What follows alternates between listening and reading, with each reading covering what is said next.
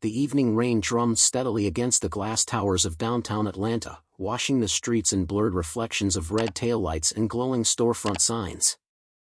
Marcus Thompson guided his Bentley into a quiet parking lot 3 blocks from Sophia's kitchen, his hood drawn low, baseball cap shielding the sharp lines of his face. At 42, he was a man whose name alone carried weight in the business world. Forbes had labeled him a food empire visionary, Wall Street measured quarterly profits against his strategies, and competitors studied him like scripture. But tonight he wasn't Marcus Thompson, billionaire CEO. Tonight he was just a man in worn jeans and a plain black hoodie, stepping into the drizzle with the quiet hope that anonymity might still be possible. The irony didn't escape him. He had built an empire so large that he now had to hide inside it just to experience the truth. 15 years ago, he had been the man in a cramped food truck, sweating over fry baskets, serving soul food recipes his grandmother taught him in a Chicago kitchen no bigger than a closet. He had been the man who believed food carried memory and love, and if you treated people right, they would taste both in every bite. Now 127 locations bore his grandmother's name, Sophia's Kitchen, a chain that stretched across 18 states and was valued at more than $2 billion. To the world, it was a triumph. But Marcus knew something was wrong. The numbers on his reports sparkled: record revenues, increased table turnover, steady expansion. But another number had been gnawing at him for 6 straight months: the employee satisfaction surveys. Quiet little red arrows pointing downward every quarter, ignored by his executive team.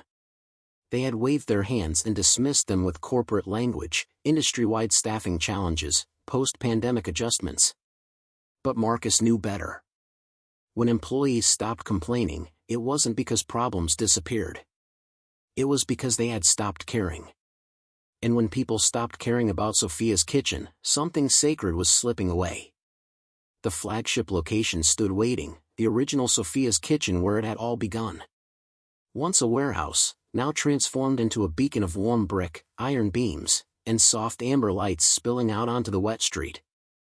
Marcus paused under the awning, staring through the windows etched with his grandmother's cornbread recipe, her handwriting immortalized in frosted glass. Inside, the restaurant buzzed with the rhythm of the dinner rush, servers weaving expertly between crowded tables, the kitchen expelling bursts of sizzling aromas, couples and families leaning over plates. On the surface, it looked perfect. And yet, something about the atmosphere was wrong. The joy had thinned. The heartbeat felt faint. He stepped inside. The warmth wrapped around him instantly, a contrast to the rain, but it didn't ease the unease in his chest. A hostess smiled, the kind of polished, standard-issue smile corporate trainers drilled into new hires. "Welcome to Sophia's Kitchen. Just one tonight?" "Yes, thank you," Marcus answered evenly, avoiding eye contact. Recognition was unlikely, but he had learned not to tempt it. The hostess led him toward a small table tucked near the kitchen doors, the exact vantage point he wanted. Here, he could see the pulse of the restaurant without the managers realizing they were being watched. He took the menu, though he didn't need it. Every dish on those pages had been developed in his own hands, tested and refined until it felt worthy of his grandmother's name. He ran his fingers over the glossy surface and listened. Sophia's Kitchen had once sounded alive, servers laughing, cooks calling out orders with pride, customers feeling like they were at home. Tonight it sounded professional, efficient, correct. A machine that produced results without spirit. Like a song played perfectly on sheet music but stripped of soul. A young woman appeared at his side. She couldn't have been older than 25. Her name tag read Jennifer. Her smile reached her lips but not her eyes, which carried the weary glaze of someone balancing too much on too little rest. "Can I start you with something to drink?" she asked. "Sweet tea, please," Marcus replied softly. "And don't hurry. I'm in no rush tonight." Jennifer nodded and slipped away. Marcus noticed the faint limp in her stride, a detail small enough most customers wouldn't catch. Years of building this business had taught him how to read the hidden burdens people carried. Long hours, weak shoes, an old injury aggravated by endless double shifts, it was all written in her gait. The kitchen doors swung open as she passed through, and in that brief slice of sound between dining room and prep line, Marcus heard something that froze him, muffled sobbing. A sound barely audible beneath clattering pans and sizzling grills, but unmistakable. Someone was crying inside his kitchen. Marcus's grip tightened around the edge of the table. His grandmother's voice echoed in his memory, "Food cooked with love tastes different, baby." He had built Sophia's kitchen on that truth, believing that if his employees felt valued, they would pass that care into every plate. But love couldn't thrive where someone wept while working a shift. When Jennifer returned with his tea, her concern flickered at his expression. "Is everything all right with your drink?" Marcus forced his hand to unclench from the glass. "Perfect, thank you," he said, steadying his voice. Then, with quiet curiosity, he asked, "How long have you been here?" 8 months, she replied, eyes darting toward the kitchen doors. "You seem like you care about this place." Jennifer hesitated. Her lips parted, then pressed together again. Finally, she said softly, "I do. But it's been different lately. Harder." Marcus leaned forward, lowering his voice into an invitation. "Different how?" She scanned the room nervously, then whispered as if confessing a sin, "The hours have been cut, but we're expected to cover the same workload. People are exhausted, mistakes happen, and then management comes down harder than ever. Some of us are barely hanging on." As if to punctuate her words, the muffled crying came again through the swinging doors. Jennifer's eyes flickered in that direction with quiet pain. Marcus followed her gaze, his pulse tightening. Something inside Sophia's kitchen was broken, and tonight he was going to find out why. Marcus let Jennifer's words settle in his mind like storm clouds gathering on the horizon. Hours cut, workloads rising, management bearing down harder than ever, none of it matched the company culture he had fought to build. He stirred the ice in his sweet tea slowly, watching the amber liquid swirl, his thoughts already racing through possibilities. Was this a localized problem, or had cracks spread deeper into the foundation of Sophia's kitchen than his executives wanted to admit? He leaned forward slightly, lowering his voice so only Jennifer could hear. "That sound I keep hearing," he said carefully, nodding toward the kitchen doors. "That's been going on all night, hasn't it?" Jennifer's expression shifted. For a second, Marcus saw something flicker across her tired features, worry, sympathy, frustration, maybe all three. She hesitated, glancing toward the kitchen as if the doors themselves were listening. Finally, she whispered, "Her name's Alicia. She's new here. Only been with us a couple months." "Alicia," Marcus repeated, rolling the name quietly on his tongue. "What's happening with her?" Jennifer's shoulders slumped as if the weight of someone else's burden was pressing on her too. "Her mom is sick. Cancer. She's been working every extra shift she can, trying to pay the bills." But tonight, Jennifer trailed off, lowering her voice further. "Tonight she got some kind of news from the hospital. Something about surgery. She's trying to hold it together, but you can hear it. She's breaking while still working." Marcus felt something sharp twist in his chest. He had heard countless stories of employees juggling impossible personal crises while clocking in because rent didn't pause for grief and medical bills didn't wait for hope. But to know that one of his people was crying in his kitchen while chopping and scrubbing, it felt like betrayal. Not just betrayal of Alicia, but betrayal of his grandmother's philosophy, the one he had sworn this empire would honor. "I should check on her," Jennifer said, her voice trembling with the instinct to help. "But if I leave my section during dinner rush, Mr. Sterling will write me up. 3 write-ups and you're gone. Doesn't matter how hard you've worked or why you stepped away." Marcus raised his head.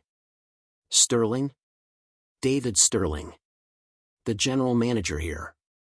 He started about 6 months ago. He's very focused on efficiency."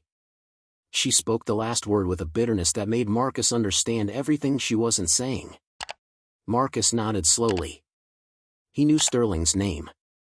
A so-called high performer, recommended by regional directors as someone who streamlined operations. On paper, his results looked sharp: lower costs, faster table turnover, improved revenue. But Marcus had always known there was a difference between managing numbers and leading people. Numbers could glow on spreadsheets while people broke in kitchens. The kitchen doors swung open again as a server carried trays of steaming food out into the dining room. Marcus's gaze shot through the brief opening. There she was. Alicia stood at a prep station near the wall, her dark hair pinned beneath a hairnet, hands moving with mechanical precision as she diced vegetables into neat, uniform pieces. But her face told the truth her posture tried to hide, red-rimmed eyes, cheeks streaked with tears, jaw trembling every few seconds as though holding back another wave of sobs. She kept wiping her sleeve across her face in quick motions before returning her focus to the knife. She was working like a machine, but machines didn't cry. For a moment, Marcus couldn't breathe. The image pierced him, a young woman quietly falling apart while still forcing her hands to keep up with the relentless rhythm of prep work. That was loyalty. That was dignity in the middle of despair. That was the exact spirit Sophia's kitchen was supposed to protect. The doors closed again, cutting off his view. But the sound lingered, the faint sobbing that no clatter of pots could fully mask. Jennifer returned to his table with a refill pitcher, her eyes flicking once more toward the kitchen. She won't complain, she said softly, as if defending her coworker. Alicia never does. But everyone back there knows. We all hear her trying not to break. Marcus's jaw tightened. His executives had talked about industry trends, about efficiency. They hadn't talked about Alicia. They hadn't told him that new hires were standing in his kitchens crying silently over cutting boards, terrified of losing the paycheck that kept their loved ones alive. He leaned closer to Jennifer. Would it be possible, he asked gently, for me to speak with the manager? Her eyebrows furrowed in concern. Mr. Sterling? Is something wrong with your service? No, Marcus said quickly, keeping his tone calm. Not at all. I'm considering recommending this location to some business associates. Before I do, I'd like to understand management's philosophy. I've always believed in knowing the people behind the food. Jennifer blinked, then seemed relieved he wasn't filing a complaint against her. All right. I'll let him know you'd like to speak with him. As she stepped away, Marcus turned his gaze back toward the kitchen doors. His reflection stared back faintly in the glass, superimposed over the hidden figure of Alicia behind it. She didn't know him. She didn't know her tears were about to change everything. Marcus took a long sip of his sweet tea and waited. He didn't have to wait long. A man in pressed khakis and a navy polo emerged from the kitchen corridor with the quick, prowling stride of someone who'd trained himself to spot small errors from a distance. He scanned the room as if it were a whiteboard full of inefficiencies, eyes snagging on a server carrying 2 plates instead of 3, on a bus tub that looked half full rather than maximized. When he reached Marcus's table, he arranged his mouth into a smile that didn't trouble the rest of his face. Good evening, sir. I'm David Sterling, General Manager. Jennifer said you had a few questions. Thanks for coming over, Marcus said, keeping his voice easy. Marcus. He did not offer a last name. I like to understand a place's philosophy before I bring clients in. You've been here, 6 months? Sterling's shoulders drew back a fraction, pride lifting him an inch taller. That's right. We've implemented significant efficiency improvements since I arrived. Labor costs are down 12%. Food waste down 8%. Average table turnover is up 15% and guest throughput is the highest in the district. He recited the numbers the way a preacher quotes verses, precise, memorized, sure of their moral authority. Impressive, Marcus said. How did you get there? Streamlined scheduling. Tightened performance accountability. Eliminated redundancies. This industry has clung to outdated staffing models for too long. Modern guests value speed and consistency over. Sterling caught himself before saying the next word and shifted to a safer one. Over frills. Marcus let the word hang anyway. Over connection. The smile thinned. Connection is nice when it fits the model. But our job is to deliver product efficiently, not manage people's feelings. the kitchen doors swung open behind him. Heat, steam, and the briefest spill of sound rolled into the dining room. In that half-second, Marcus heard the small, choked breath of someone trying not to cry. The doors eased shut again.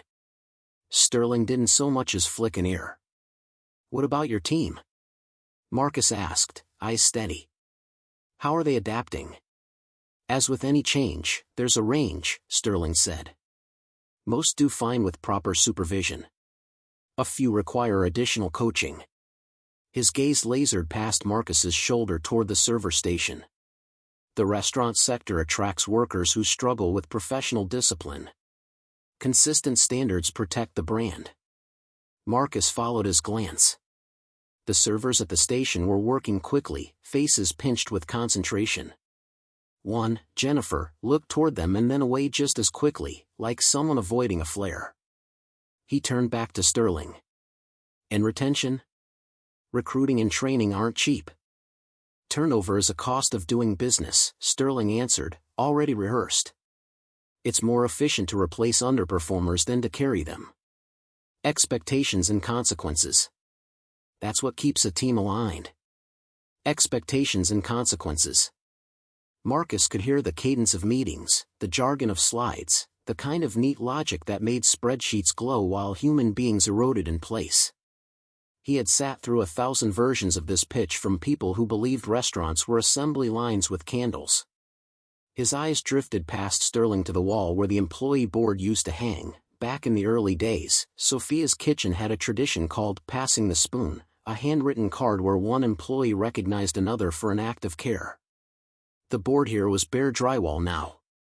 Near the host stand, a framed Family Meal Friday schedule sat empty behind glass. A suggestion box that should have been under the server POS was missing entirely. Little absences that added up to a silence. "What's your approach when someone on your team is dealing with a crisis?" Marcus asked. "Medical, family, life happens.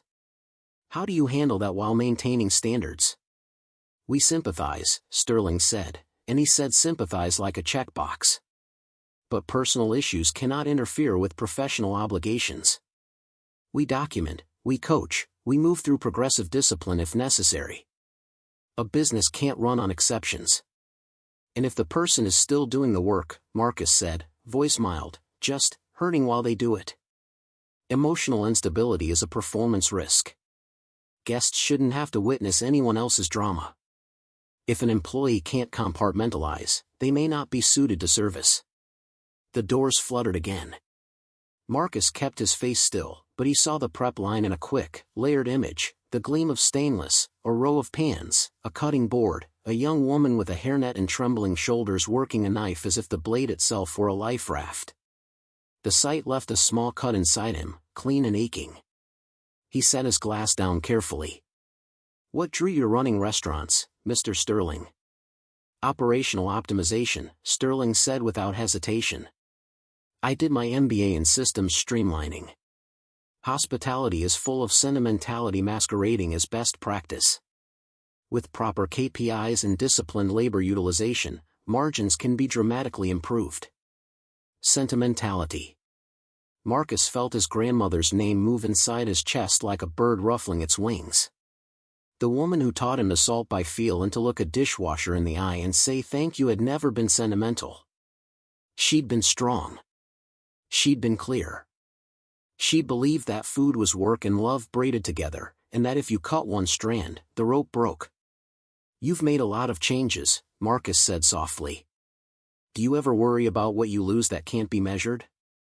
"If it can't be measured, it can't be managed," Sterling replied, certain. A busser passed behind him carrying a tub too full, hands straining.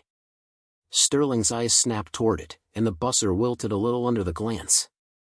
At the service window, a line cook lifted his chin just enough to scan the floor before dropping it again.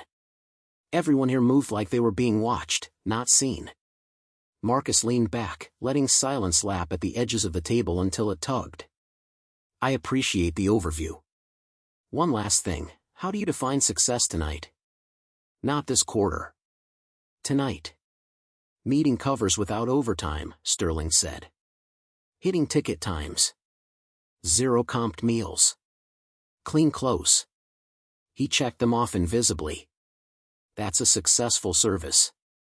Marcus nodded, as if he were merely taking notes, as if his pulse weren't drumming with the words he didn't say. That a successful service used to include laughter in the alley during staff meal, and a cook whose brother just got out of the hospital being told to take the corner booth for 10 minutes to breathe, and a manager who knew which server was caring for her grandmother and scheduled her lunch breaks at the right hour so she could make calls. None of those things showed up on a P&L. All of them showed up on a plate. "Thank you," he said. "Would you excuse me a moment?" "Of course," Sterling replied. "If you have any concerns, I'd be happy to address them." Marcus rose and left the table, angling toward the back as if he were searching for the restroom. He passed the host stand where a small sign read "We're family here," the corners curled from steam and time. He rounded the corner into the corridor that hugged the kitchen's outer wall. The air changed as it always did near a line, denser, warmer, alive with the hum of compressors and the slap of blades on boards. At the far end, the metal push door breathed open for a server with an armful of plates. Marcus slipped into the wake of steam and sound. He wasn't supposed to be here. He had always told himself he would never be the kind of owner who barged in unannounced and made a show of catching people off guard. But what was happening inside this room wasn't a matter of optics. It was a matter of truth. He stopped just short of the prep wall. Alicia stood there exactly where he'd glimpsed her, hands working, shoulders shaking in small, stubborn tremors that refused to become the sob her body wanted to give into. A phone lay face down beside the cutting board, its black screen a mirror for the lights above. The blade moved through carrots with the even rhythm of someone who had taught her own hands to protect her heart. Behind him, the corridor sighed shut. In front of him, the kitchen breathed. Somewhere near the grill, a cook called hot. Behind. Somewhere near a dish, water roared and a plate clinked against another. And braided through all of it, quietly, relentlessly, the sound of Alicia trying not to cry. Marcus felt the world narrow to the distance between his chest and that sound. He was done listening to numbers. He was ready to hear the truth. Marcus lingered at the edge of the prep line, half hidden by a steel pillar, letting the scene unfold in its raw honesty. Alicia's knife moved with mechanical steadiness, each stroke an act of discipline against the storm in her chest. But her shoulders trembled, her breath caught, and every few seconds she paused to swipe at her eyes with the sleeve of her work shirt.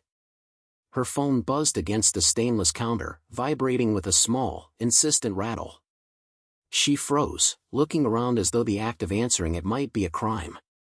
Servers darted in and out of the line, cooks called orders, but no one seemed to notice her hesitation. With a quick glance toward the swinging doors, she snatched the phone up and pressed it to her ear. "Mommy," she whispered, her voice cracked and low. "I told you I'm at work." "What did the doctor say?" Marcus leaned subtly closer, the words threading into him through the din of kitchen noise. On the other end of the line came a faint voice, too soft for Marcus to hear. Whatever it was, it made Alicia's face crumple. She turned her back to the line, gripping the counter with her free hand, knuckles white. "No, no, don't cry, Mommy," she whispered fiercely.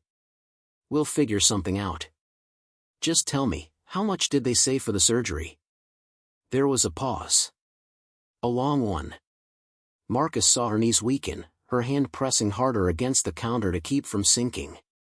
Her eyes brimmed, the tears spilling over unchecked this time. 15,000? Alicia repeated, her voice breaking. "Mommy, where are we going to get $15,000? They won't do it without payment?" The silence after her question told Marcus everything. Insurance wasn't covering it. The hospital wanted the money up front. For a prep cook making a few dollars above minimum wage, it might as well have been $15 million. She pressed her fist to her mouth, muffling a sob, then forced herself to whisper, "I'll find a way. I'll pick up extra shifts. Maybe I can get an advance." Her voice cracked with desperation. "Please, don't worry about me. Just focus on getting better. I'll handle it." She ended the call, sliding the phone face down again like it weighed 100 pounds. Her shoulders shook as sobs finally broke through, her hands covering her face for a moment. But even as she cried, she reached blindly for the knife and resumed cutting. Carrots fell in neat cubes, tears landing on the board, her body refusing to stop moving as if work itself might shield her from collapse. Marcus stood frozen, throat tight. His chest ached with a hot, rising anger, not at Alicia, not at her mother's illness, but at the cruel machinery that forced someone like her to keep working through devastation because a paycheck was the only lifeline. He remembered his grandmother's calloused hands, the way she once broke down at the kitchen sink when bills piled higher than hope. He remembered being 12 years old, helpless to do anything but promise her someday he would make things different. And here he was, decades later, standing in a kitchen that bore her name, watching a young woman cry over her mother's survival while his own manager bragged about cutting labor costs. Alicia whispered to herself, half in English, half in Spanish, as if chanting might hold her together. I can't fall apart. Just work. Keep working. Her body swayed once, then steadied. She wiped her face with the back of her wrist, drew in a shuddering breath, and sliced again with practiced precision. Marcus's jaw tightened. He wanted to step forward right then, to tell her she didn't have to carry this alone, to pull the weight off her shoulders with a single transfer of funds. But he knew if he revealed himself too soon, Sterling would twist the moment into something else. He needed to see more, to understand how deep the rot ran. Still, the decision was forming inside him like iron cooling into shape. He wasn't leaving this restaurant until Alicia had more than hope to cling to. The dinner rush pressed on, oblivious to the storm brewing in the prep area. Servers wove through tables with train efficiency, customers lifted forks in laughter or silence, and the cash registers rang in perfect rhythm. From the outside, Sophia's kitchen looked like a flawless machine. Inside, however, one of its most vital gears was grinding itself into pieces. Marcus lingered near the corridor until he saw the tension snap. Alicia was still at her cutting board, her knife flashing in quick, even strokes, but her hands had begun to shake too badly to keep rhythm. The carrots scattered unevenly, her breath hitched into shallow bursts, and finally her body gave out.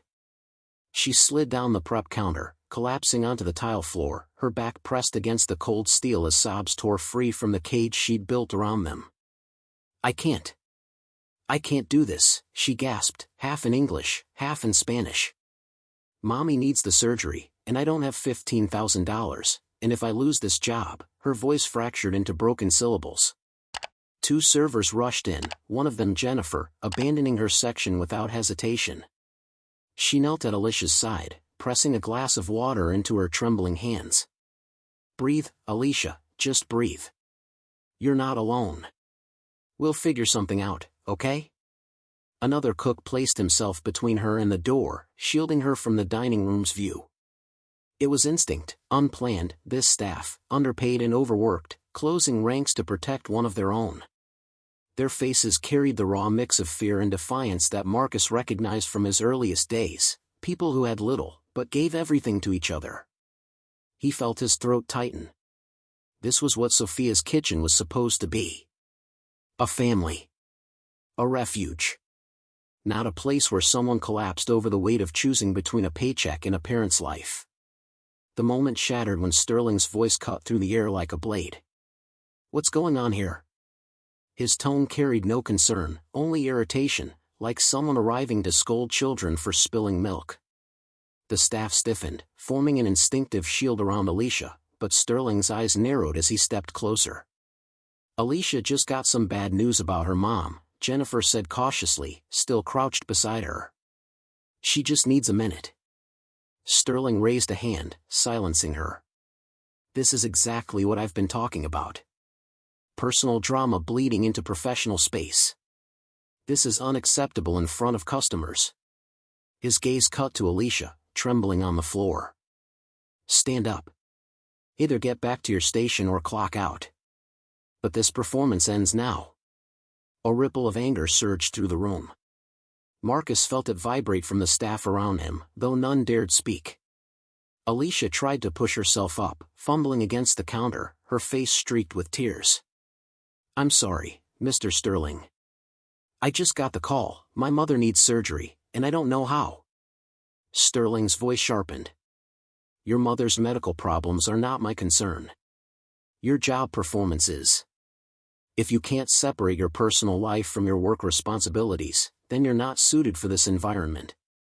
Jennifer's voice trembled with outrage. She just needs time, sir. Anyone would break down after news like that. Anyone who can't compartmentalize doesn't belong in professional food service, Sterling snapped, his arms folding across his chest.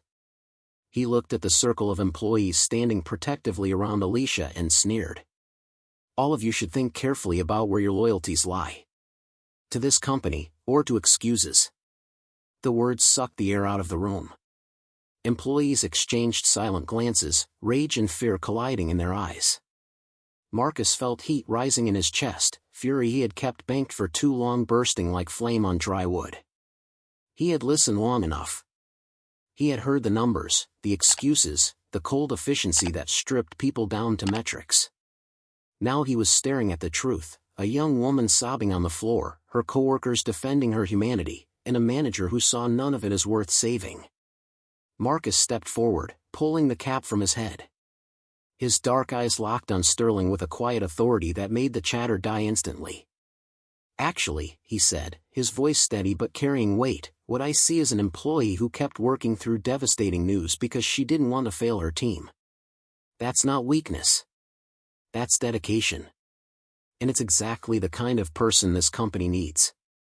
The staff froze, startled by the unexpected voice. Sterling turned sharply, irritation flashing across his face. Sir, customers are not permitted in the kitchen. You need to return to your table immediately.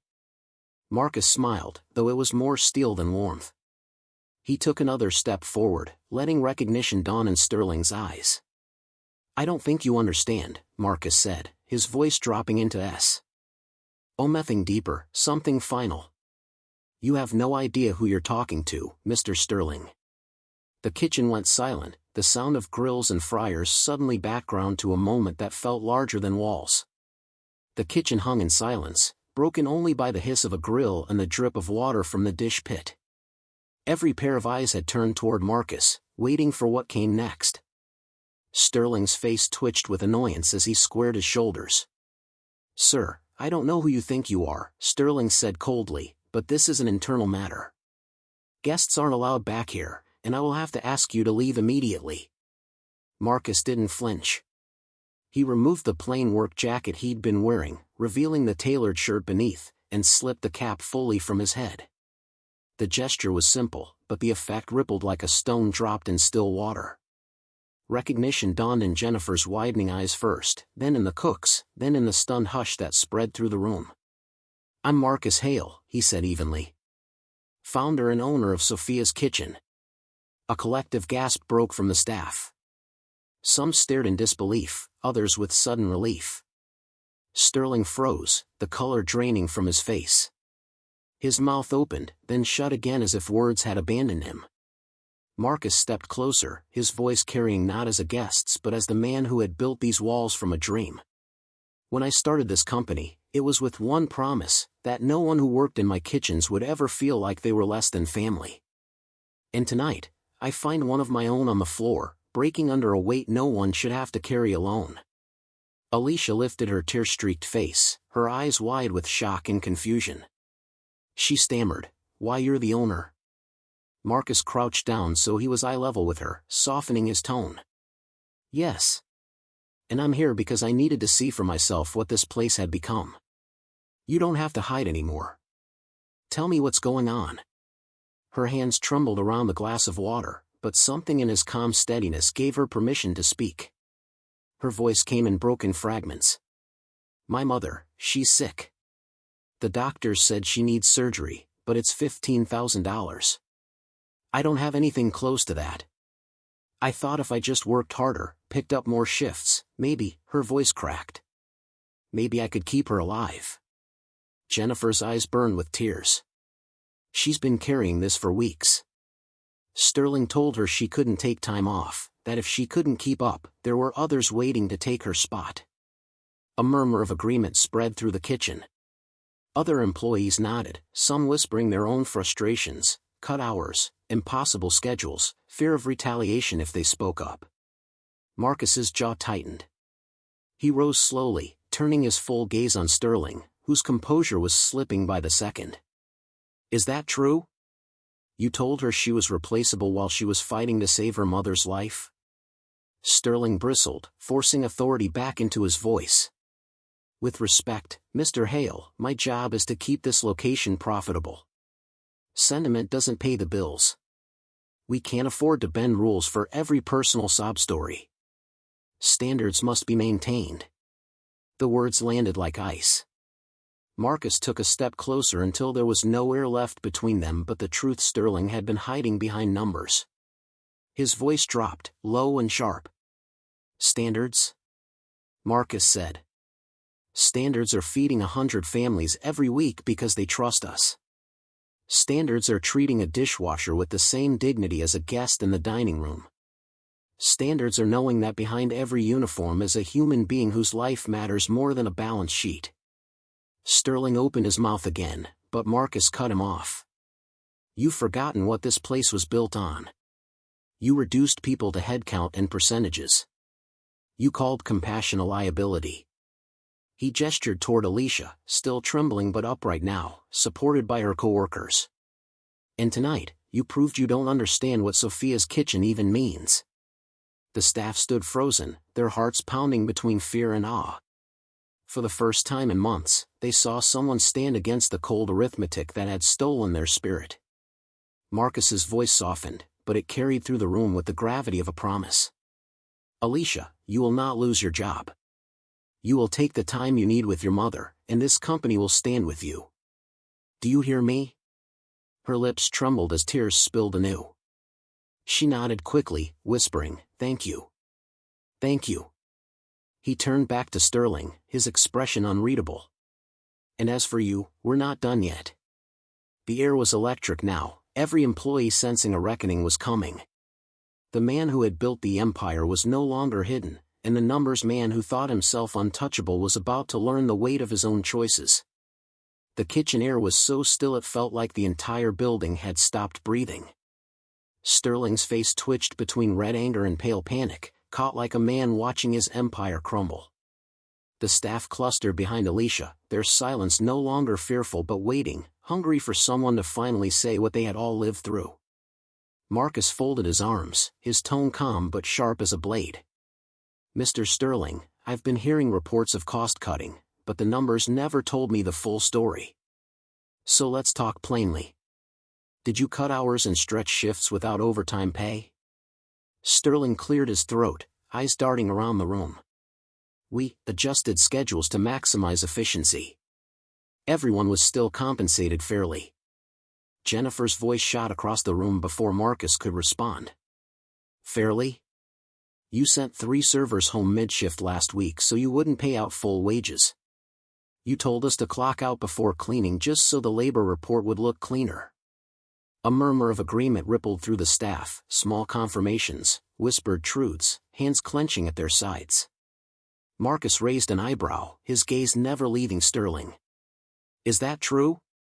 Sterling hesitated, then stiffened his shoulders. These are standard industry practices. If we want to survive in this market, we can't afford to. Marcus's voice cut him off, steel cold. No. Don't say industry practices. Say what it is. Theft. You stole wages from the very people who make this place run. You lined your reports with lies while these people cut corners in their lives to survive.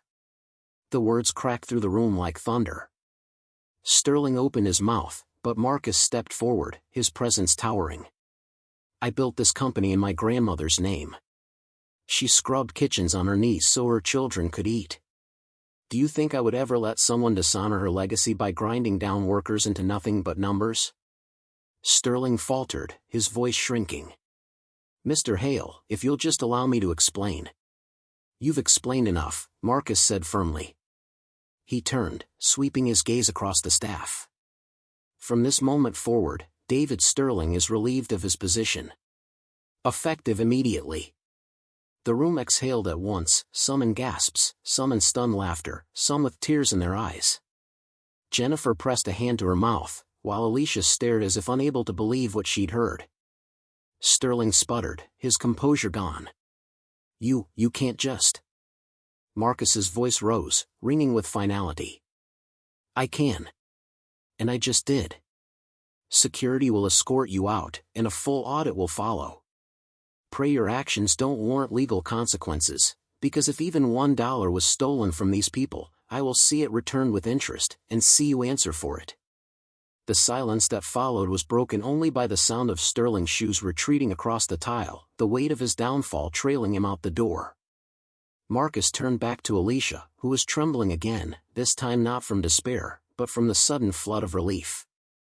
He crouched once more, meeting her at eye level.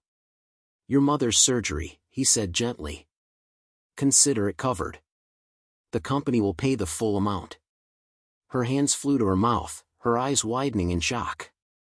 No, I couldn't, that's too much. It's not charity, Marcus said softly. It's justice.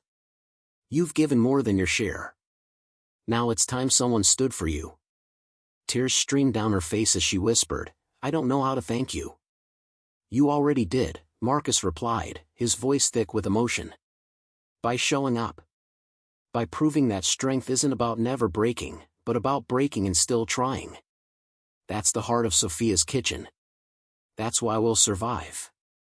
The staff erupted, not in applause, but in something more powerful, a collective breath of freedom, of knowing they weren't invisible, that their struggles mattered. Some cried openly, others laid a hand on Alicia's shoulder, while Jennifer whispered, You saved her life. Marcus stood tall, his voice carrying once more. No one here is just an employee. You are the soul of this company. And if anyone ever forgets that again, they'll answer to me.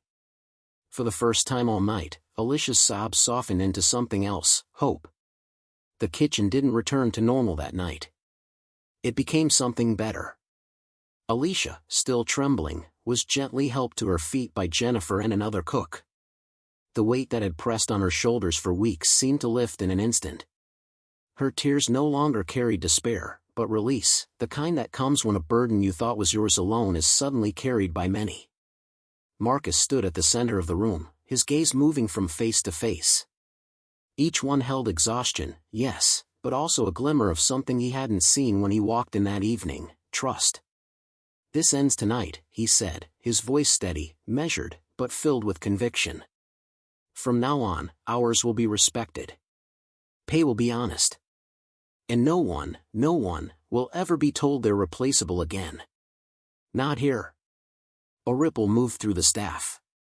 Some whispered their thanks. Others simply nodded, relief etched into their expressions. For the first time in months, they believed their voices mattered. Marcus turned to Jennifer. You've stood up for your team when it could have cost you your job. That kind of leadership is rare. Starting tomorrow, you'll serve as interim manager until we find a permanent fit, or until you decide you want the role permanently. Jennifer's eyes widened, her hand flying to her chest. I don't know what to say. Say yes, Marcus replied with a rare, gentle smile. Then he looked at Alicia, her face pale but determined, her tears still drying. And you. Take the time you need with your mother. Your position will be here when you return. You don't have to prove anything to anyone, you already have. Alicia's lips trembled as she whispered, You saved her. You saved us. Marcus shook his head softly. No. You saved me. You reminded me why I built this place in the first place. I had started to lose sight of it, to believe the numbers more than the people. But tonight, you reminded me, this isn't about business. It's about family. About legacy. The staff grew quiet again, every word sinking in like stone in water. Marcus glanced toward the wall where Sophia's portrait hung. His grandmother's eyes, captured in the faded photograph, seemed to watch over them still.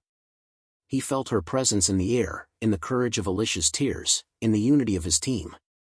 And in that moment, he knew, her legacy was alive. He spoke once more, not to Sterling, not to the numbers, but to the people who made his dream real. Sophia's kitchen isn't mine. It's ours. It's every mother who worked herself raw for her children. Every daughter who refuses to give up. Every worker who believes that dignity isn't optional, it's a right. That's what we serve here, alongside the food. And that will never change. The kitchen erupted, not with applause but with a quiet reverence. A new chapter had begun, not because a CEO had walked in, but because he had remembered that behind every apron, every paycheck, every tired smile, was a life worth fighting for. Later that night, when the lights dimmed and the last table was cleared, Marcus lingered by the door. He looked back one final time at Alicia, surrounded by coworkers who had become something closer to family. Her shoulders were still tired, her eyes still red, but her spirit was unbroken. And Marcus knew this was only the beginning. Because sometimes, the most powerful revolutions don't start with raised voices or clenched fists. They start with one person crying in a kitchen, and another finally listening.